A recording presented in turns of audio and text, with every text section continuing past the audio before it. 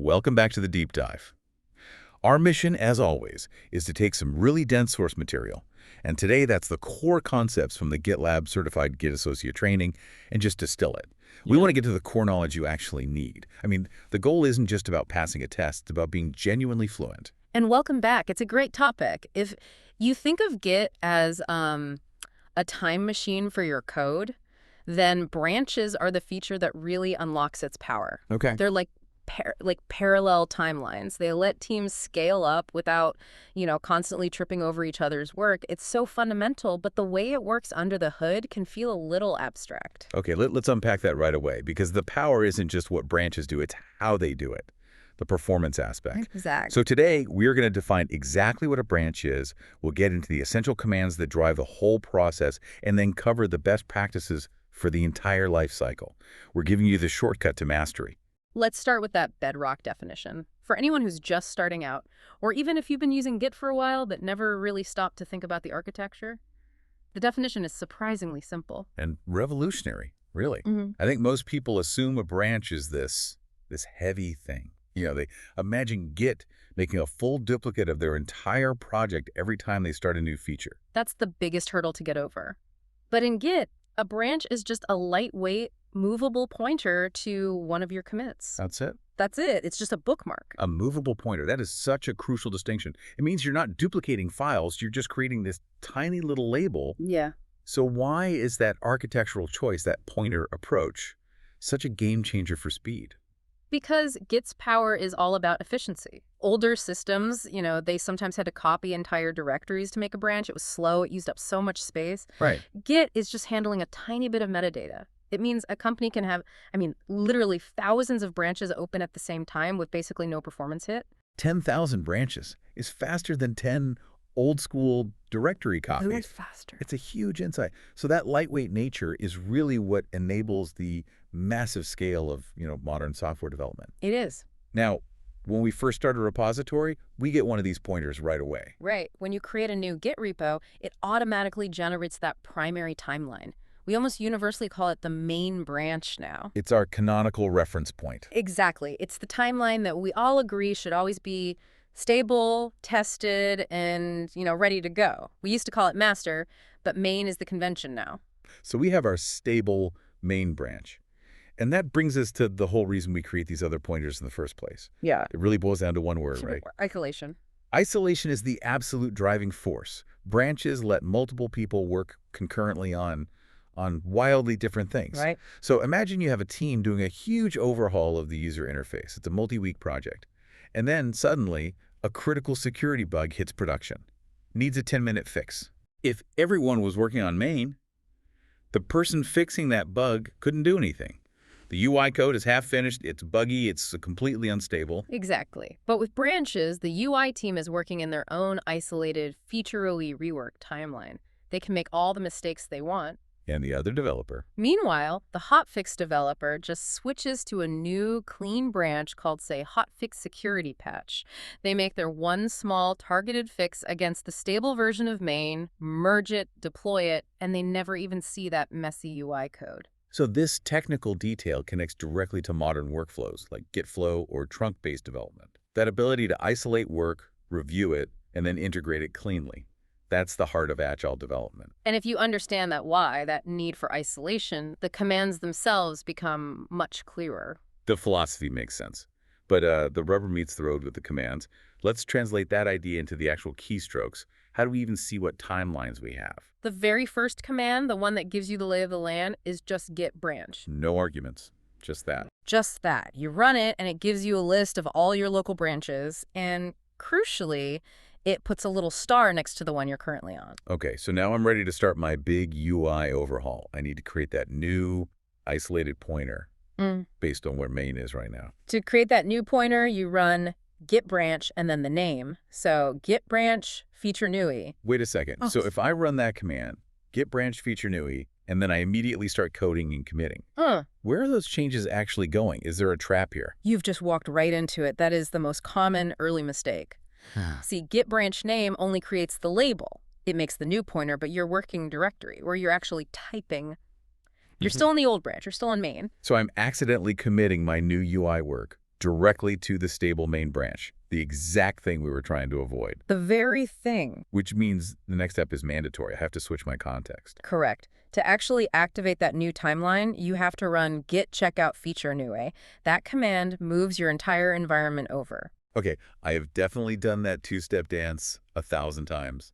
Branch, then checkout. But for the certification, for efficiency, what's the one command we really need to know? This is the essential productivity booster. Since you almost always want to work on a branch right after you create it, Git gives you the one-command solution. Git checkout -b, and then the branch name. That match B flag is the key, isn't it? It's basically saying, do both jobs for me. Exactly. It says, create this new pointer for me and switch my whole working context over to it instantly. And when you say switch my context, you're really talking about moving something called head, right? Yes. You can think of head as just a special pointer that tells Git which branch is your active workspace. So when you use checkout -b, you create the new branch pointer and you immediately tell head to point at it. So head is just how Git knows moment to moment which timeline I'm on, and if I finish my work, I want to go back to main to see what's happening there. I just... Git checkout main. Simple as that. Yeah. You're just telling head to point back at the main pointer, and Git handles updating all your files to match. Precisely. Okay, so that completes the whole creation and navigation loop. We've isolated our work, committed it, and let's say it's been reviewed and successfully merged back into main. The feature is live. That pointer, feature NUI, has done its job. What now? Now comes the moment of truth for a tidy team. Cleanup. Clean up? The best practice is simple. Once the work is merged, you must delete the feature branch. It's a non-negotiable step in the lifecycle. Okay, I have to push back a bit, just for the anxious learner out there. That sounds scary. Deleting the branch. Doesn't that remove the history of all the work I just did? It feels like the opposite of version control. This is truly the key aha moment for mastering Git, and the answer is a very emphatic no. Okay. And that lightweight definition we started with explains why. Remember, the branch is just a pointer. When you merge, you're taking the commits, the actual historical records, and weaving them permanently into the history of the main branch. Ah, so the commits are safe. They're part of the main highway now. Deleting the branch is just removing the temporary road sign that got us there. That is the perfect analogy. You're just removing a navigational aid. If you keep hundreds of old, stale feature branches lying around, they just create noise. They slow down searches. They confuse new people on the team. Cleanliness here is directly tied to productivity. Okay, that makes sense. So if I want to be a good teammate and remove that pointer, what's the standard, safest way to do it? The standard command is git branch, din, and then the branch name.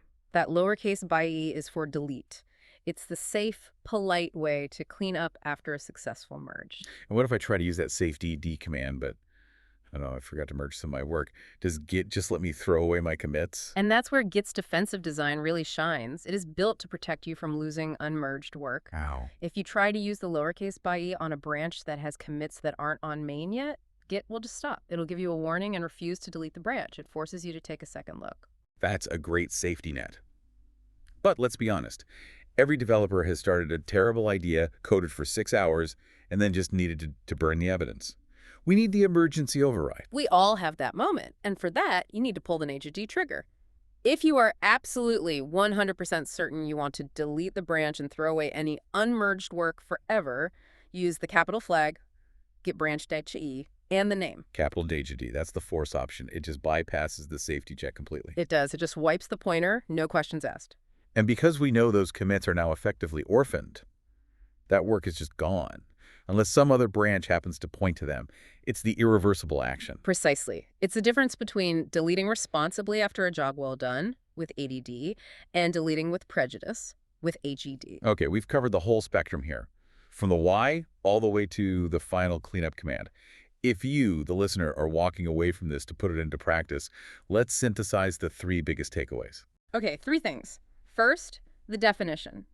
Never forget a branch is just a lightweight, movable pointer, not a big, heavy copy of the code. That's why Git is so fast. Second, the purpose. They exist for one reason, to enable concurrent, isolated development, to stop people from breaking the stable version of the project. And finally, the lifecycle. This is the best practice. You create the branch with that YGB shortcut, you commit your work, you merge it back into main, and then, and this is critical, you delete the branch pointer with the safe lowercase d. keep that repository clean. And mastering that loop, create, navigate, merge, delete. That's what separates someone who just uses Git from someone who is truly leveraging it to help their team scale. It's a core skill. If you can do these local operations reliably, you're already operating at a very high level. But here's a final thought for you to consider. Go on. We've talked entirely about your local machine, your local branches. Once you're comfortable with all this, what new complexities come up when your collaborators are also creating, deleting, and merging branches on the shared remote server? The moment you introduce that remote dimension, the relationship between your local pointers and what are called remote tracking branches, that changes everything. It does. That is a perfect puzzle for you to think about as you start using these commands today. Thanks for joining us for this deep dive. We'll see you next time.